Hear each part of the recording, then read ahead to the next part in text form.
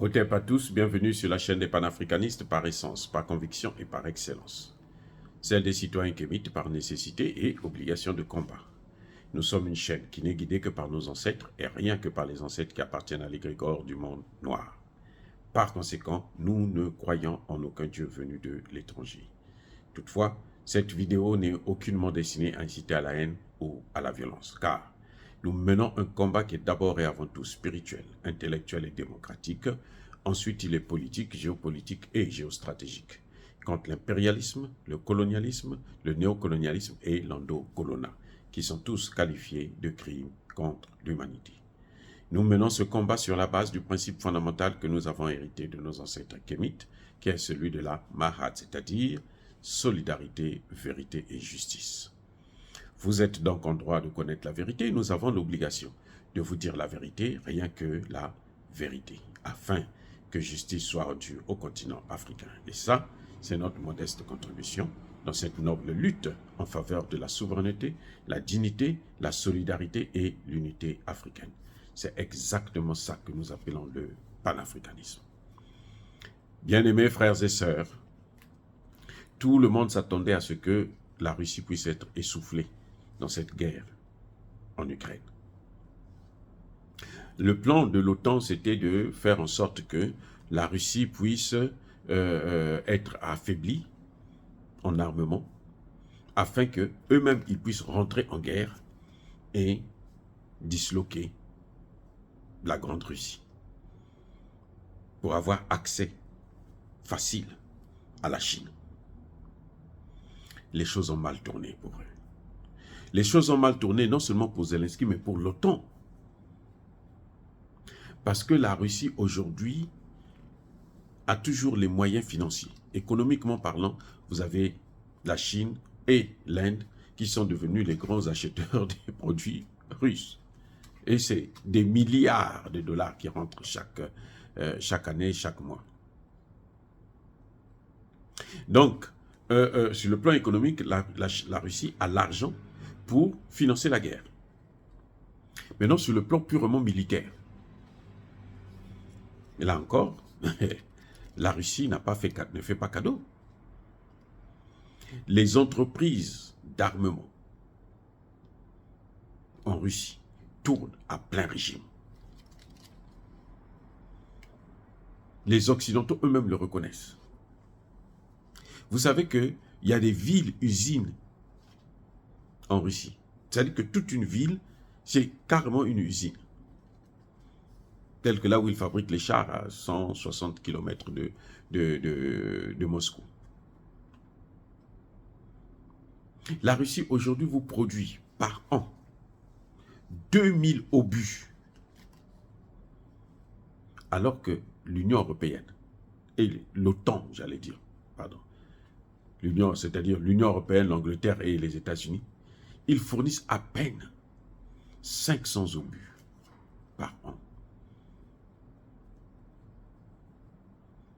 Donc la Russie fait 2 à 3 fois plus. Surtout depuis la fin de la guerre.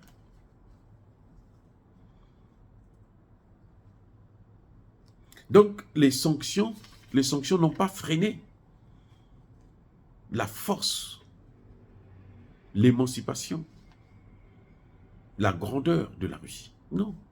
Au contraire, les sanctions se sont retournées contre eux-mêmes. Les Allemands ont des problèmes énergétiques. La France, pareil. Au point où ils sont obligés de délocaliser leurs entreprises vers les États-Unis, où l'énergie reste encore moins chère.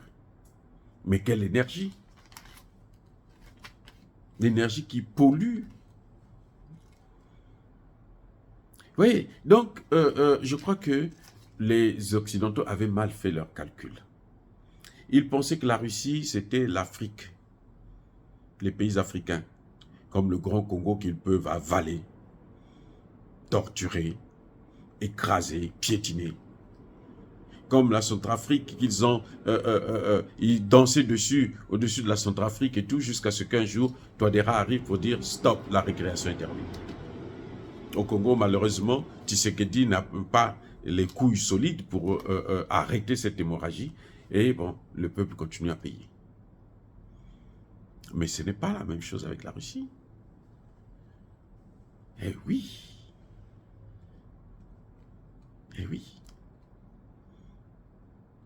Des pays comme l'Iran, ils comptent aujourd'hui sur la Russie. C'est le partenariat avec la Russie qui donne aujourd'hui à l'Iran la force. Mais attendez, nous-mêmes au Mali, s'il n'y avait pas la Russie, eh bien, les Français là, allaient écraser le Mali. Comme Poutine a dit, pas d'intervention au Niger, ça s'est arrêté là. Eh oui. Donc, je crois que les Européens, les Occidentaux, doivent commencer à revoir leur copie. S'ils veulent survivre. Je dis bien survivre. Parce qu'ils seront écrasés. Y compris par le continent africain. C'est une évidence. Vous voyez, les États-Unis ont pris une sanction en disant que bon, les pays africains qui vont parler avec la Russie, nous on va les punir. Et oui, allez-y. Aujourd'hui, ce sont les États-Unis qui ne veulent pas quitter le Niger. En violation même de la loi américaine sur la coopération économique et militaire avec un pays où il y a eu un coup d'État. Ils violent parce qu'ils se disent non, si on laisse encore ça aussi, on va aussi perdre. Le bâton là, ça ne marche plus. La carotte, ils ne veulent plus manger des carottes. Le bâton, ça fait plus mal. C'est comme si on te tapait l'éponge. Vous voyez? Là, et ça, c'est grâce à la Russie. C'est grâce à la Russie. Seule la Russie, qui est un pays qui ne nous a pas colonisés. Elle n'a jamais colonisé un seul pays africain. Donc, elle peut prétendre être un vrai ami.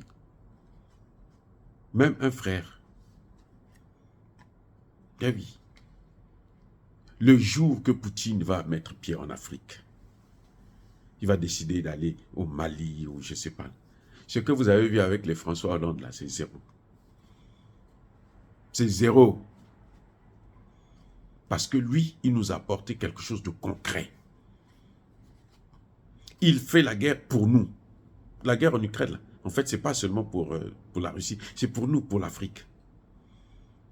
C'est cette guerre qui a ouvert les yeux aux Africains pour dire que mais les États-Unis, la France que vous craignez là, c'est rien.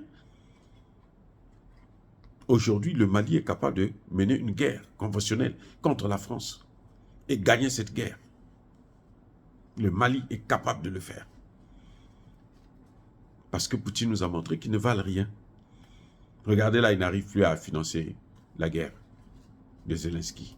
Il n'arrive plus. Parce que ce n'est pas des gens sérieux. Et Poutine l'avait dit. Eux là, vous ne comptez pas sur eux. Si vous comptez sur eux, vous allez souffrir. Ils se sont accaparés des milliards de Poutine. Mais Poutine va prendre... Justement, c'est avec ces milliards-là qu'il prend le Donbass. Il peut même aller plus loin. Puisqu'on lui a pris son argent. C'est comme s'il avait acheté les terres de l'Ukraine. À cause de l'Ukraine, on lui prend son argent. Eh bien, il a acheté les terres. Donc voilà, toute la stratégie que l'Occident a mis en place contre la Russie, ça ne marche pas et ça ne marchera pas. Ça va toujours se retourner contre eux, puisque aujourd'hui, on parle maintenant de la dédollarisation. De plus en plus, les États ne veulent plus entendre parler du dollar. Dire cela, c'est inciter à la haine ou à la violence. Non, il y a pas colère, il y a malin. Encore une fois de plus, bien-aimés frères et sœurs, soyez bénis. Je persiste et je signe. Soyez abondamment bénis par le Dieu des Kémites et par nos ancêtres angélisés. Mais que tous ceux qui persécutent le continent africain le pillent et le déstabilisent. Qu'ils soient noirs, blancs, chinois, arabes, indiens ou qui qu'ils soient punis, maudits, foudroyés, neutralisés, écrasés, effacés par ce Dieu des Kémites et par nos ancêtres angélisés. Vive l'Afrique éternelle, j'ai dit et j'assume.